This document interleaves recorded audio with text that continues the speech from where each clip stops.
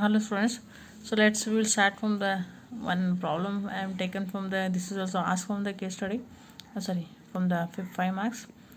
And here in the 15 marks question, in the last problem I given from the only from the model. Okay, so here how to calculate from the abnormal gain and abnormal losses here. Okay, so that is important from the examination.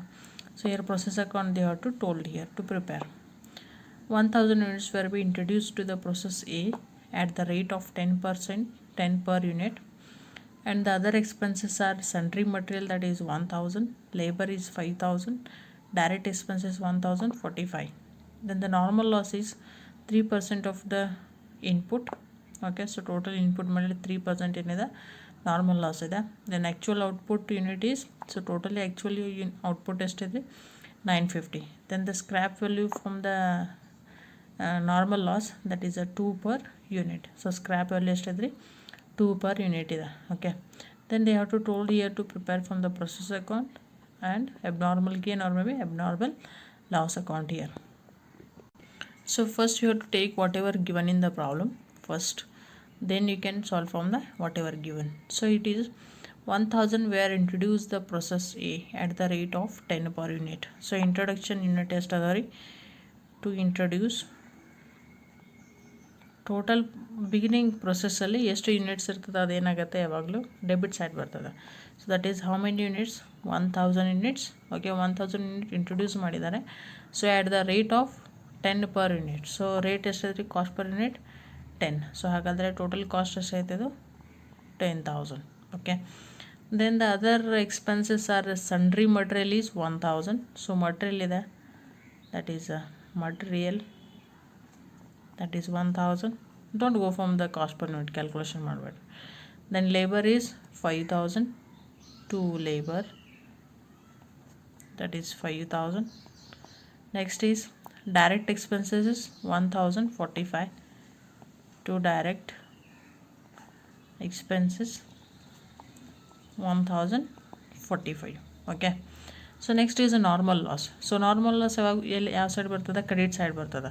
Normal gain ಇದ್ದರೆ ಮಾತ್ರ debit side ಬರ್ತದೆ. Okay, so it is by normal loss. Yes, so normal loss is here. So that is 3% of the input. So ಹಾಗಾದರೆ normal ಲಾಸನ್ನು ಹೆಂಗೆ calculation ಮಾಡಬೇಕು? So normal loss 3% of the input. So total input ಮೇಲೆ ಇದು input ನಿಮ್ಮದು. S, ಈ input ಮೇಲೆ 3% ಏನಿದೆ ನಿಮ್ಮದು ನಾರ್ಮಲ್ ಲಾಸ್ ಇದೆ. So how to calculate here, make it a working notes.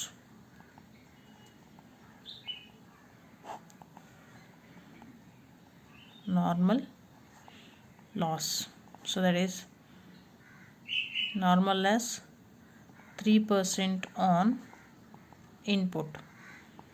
So that is 3 divided by 100. So input ಅಂದರೆ ಯಾವ್ದು ಬರ್ತದೆ, ಇದು input.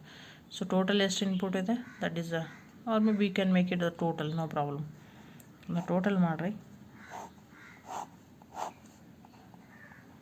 So total amount should be how much it is coming 17,045.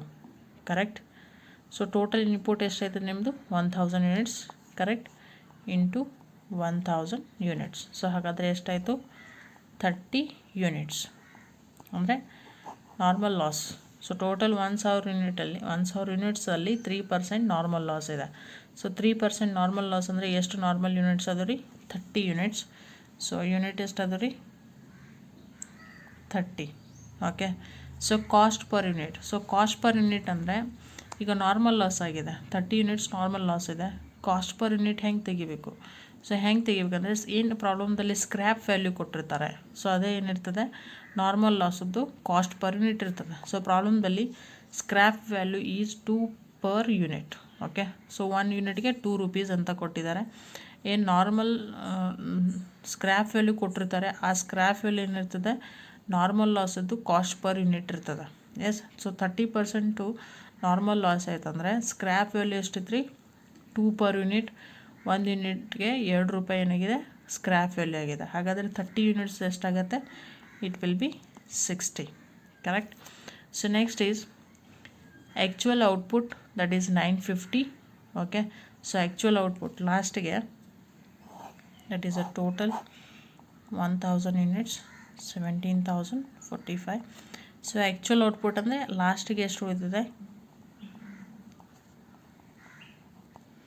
Actual output ಅಂದರೆ ಲಾಸ್ಟಿಗೆ balancing ಎಷ್ಟು ಉಳಿದಿದೆ ಅಂದರೆ 950 units ಉಳಿದಿದ್ದಾವೆ. ಓಕೆ, ಸೊ ಇದೇನಾಗುತ್ತೆ ಅಂದರೆ ಪ್ರೊಸೆಸ್ ಒಂದೇ ಇರೋದ್ರಿಂದ transfer to finished account. Okay, process ಎ ಒಂದೇ ಇದೆ. ಸೊ ಪ್ರೊಸೆಸ್ ಏನದು ಕ್ಲೋಸಿಂಗ್ ವ್ಯಾಲ್ಯೂ ಉಳಿತದೆ, ಅದಕ್ಕೆ ನಾವು ಆ್ಯಕ್ಚುಲ್ ಔಟ್ಪುಟ್ ಅಂತ ಕರಿತೀವಿ. ಎಸ್, ಸೊ ಈ ಆ್ಯಕ್ಚುಲ್ ಔಟ್ಪುಟ್ ಇಲ್ಲಿ ಪ್ರೊಸೆಸ್ ಒಂದೇ ಇರೋದ್ರಿಂದ so whatever the balance is remaining, so it will be transferring from the finished stock account. Okay, ಅಥವಾ finished account. Yes, so actual output ಲಾಸ್ಟಿಗೆ actually output ಎಷ್ಟು ಉಳಿದಿರೋದು 950 ಉಳಿದದ. Correct. So we're cost per unit ತೆಗಿಬೇಕಂದ್ರೆ 950 units ಅದು total cost ಎಷ್ಟಾಗುತ್ತೆ ನಮಗೆ ಗೊತ್ತಿಲ್ಲ. Yes, so cost per unit ಗೊತ್ತಿಲ್ಲ. ಸೊ ನಾವೇನು ಮಾಡಬೇಕಂದ್ರೆ ಟೋಟಲ್ ಕಾಸ್ಟ್ ತೆಗಿಬೇಕಾದ್ರೆ ಕಾಸ್ಟ್ ಪರ್ ಯೂನಿಟನ್ನ ತೆಗಿಬೇಕು. ಸೊ ಕಾಸ್ಟ್ ಪರ್ ಯೂನಿಟ್ ತೆಗಿಬೇಕಾದ್ರೆ the formula should be there. ನಾನು ಹೇಳಿದ್ದೀನಿ ಕಾಸ್ಟ್ ಪರ್ ಯೂನಿಟ್ ಬೇಕಂತಂದರೆ ನಮಗೆ ಇನ್ಪುಟ್ಟು ಮತ್ತು ಟೋಟಲ್ ಔಟ್ಪುಟ್ ಬೇಕು. ಎಸ್, ಅಂದರೆ ಟೋಟಲ್ ಪ್ರೊಡಕ್ಷನ್ ಅಂದರೆ input divided by total cost ಮಾಡಿದ್ರೆ ನಮಗೆ ಕಾಸ್ಟ್ ಪರ್ ಯೂನಿಟ್ ಸಿಗ್ತದೆ. ಬಟ್ ಇಲ್ಲಿ ಟೋಟಲ್ ಕಾಸ್ಟ್ ನಮ್ಮ ಹತ್ರ ಇಲ್ಲ. In the problem the total cost is not there. So we don't have to be go from directly from the cost per unit. So ಹಿಂಗಿದ್ದಾಗ total cost ಇತ್ತಂದರೆ ಟೋಟಲ್ ಕಾಸ್ಟಿಗೆ 950 ಯೂನಿಟ್ಸನ್ನು ಡಿವೈಡೆಡ್ ಮಾಡಿದ್ರೆ ಕಾಸ್ಟ್ ಪರ್ ಯೂನಿಟ್ ಸಿಗ್ತದೆ. But here total cost is not there. So on that time how to calculate from the cost per unit. Yes, so that is one formula is there. So that is cost per unit is equal to total expenses minus scrap value divided by normal output. Yes, so cost per unit is equal to total expenses minus scrap value divided by normal output. So this is a formula to calculate from the actual loss of the per unit calculation ಮಾಡೋದು. Yes, so first you can see here total expenses. So total expenses ಎಷ್ಟಾಗಿದೆ ರೀ 17,045. So total expenses ಎಷ್ಟಿದೆ 17,045. Yes, minus scrap value. Scrap value ಅಂದರೆ normal loss. So total normal loss ಎಷ್ಟಾಗಿದೆ ರೀ 60 divided by normal output. Normal loss ಬೇರೆ, normal output ಬೇರೆ, actual output ಬೇರೆ. So normal output ಅಂದರೆ ಎಷ್ಟು ಬರ್ತದೆ ನಾರ್ಮಲ್ ಔಟ್ಪುಟ್. ಸೊ ಹೆಂಗೆ ಕ್ಯಾಲ್ಕುಲೇಷನ್ ಮಾಡಬೇಕಂದ್ರೆ ಇನ್ಪುಟ್ ಅಂದರೆ ಟೋಟಲ್ ಎಷ್ಟು ಪ್ರೊಡಕ್ಷನ್ ಇದೆ ಮೈನಸ್ ಅದ್ರಾಗ ನಾರ್ಮಲ್ ಲಾಸ್ ಮೈನಸ್ ಮಾಡಿದ್ರೆ ನಮಗೇನು ಸಿಗ್ತದೆ ರೀ ನಾರ್ಮಲ್ ಔಟ್ಪುಟ್ ಸಿಗ್ತದೆ. ಎಸ್, ನಾರ್ಮಲ್ ಔಟ್ಪುಟ್ ಅಂದರೆ ಟೋಟಲ್ ಎಷ್ಟು ಎಕ್ಸ್ಪೆನ್ಸಸ್ ಇದು ಅದ್ರಾಗ ನಾರ್ಮಲ್ ಲಾಸನ್ನು ಮೈನಸ್ ಮಾಡಿದ್ರೆ ಏನು ಉಳಿತದಲ್ಲ normal output. Yes, so normal output ಬೇಕಂತಂದರೆ ಇನ್ಪುಟ್ ಎಷ್ಟಿದೆ ರೀ ಟೋಟಲ್ ನಿಮ್ಮದು. This is your input. So total input is how much in the problem? That is 1000. So that is 1000 minus normal loss. So normal loss the unit test ada nodri. Normal loss unit test ide. Units we have to calculate it. Yes. So total that is 30. ಹಾಗಾದರೆ 970 units normal output. Not don't take it from the calculation from the total cost. Calculation ಇಲ್ಲಿ total cost calculation ಬರೋಂಗಿಲ್ಲ. Output calculation ಮಾಡತ್ತೀವಿ ಅಂದರೆ input minus normal loss units ಹಿಂಗಂತ ಬರ್ಕೋರ್ಬೇಕಾರೆ input total input ಎಷ್ಟಿದೆ ರೀ. So total input units ಎಷ್ಟಿದ್ದಾವೆ 1000. So 1000ದಲ್ಲಿ normal loss units. So normal loss unit ಎಷ್ಟಿದಾವೆ ರೀ. So that is 30. So that is 30 you can take. So 1000 minus 30 that is 970 units. So normal output is 970 units. So what is here? That is 17.51. So cost per unit is balance amount ಏನು ಉಳಿದಿತ್ತಲ್ಲ. So ನಿಮ್ಮದು process ಏದಲ್ಲಿ amount ಏನು 950 amount ಉಳಿದಿದೆ ಅದರದ್ದು cost per unit ಎಷ್ಟಿದೆ 17.51. So that is 17.51. Okay, so 950 into 17.51, so that is 16.635. so total cost is 16,635. cost per unit 17.51. very simple. cost per unit ಬೇಕಂದ್ರೆ total expenses ಇಲ್ಲಿ total expenses ಆಗಿರ್ತದೆ debit side. ಆ ಎಕ್ಸ್ಪೆನ್ಸಸ್ಸಲ್ಲಿ scrap value minus ಮಾಡಿರಿ. Scrap value ಅಂದರೆ normal loss. So ಇದನ್ನು 60 ಆ ವ್ಯಾಲ್ಯೂನ minus ಮಾಡಿರಿ. ಆಮೇಲೆ normal output. So normal output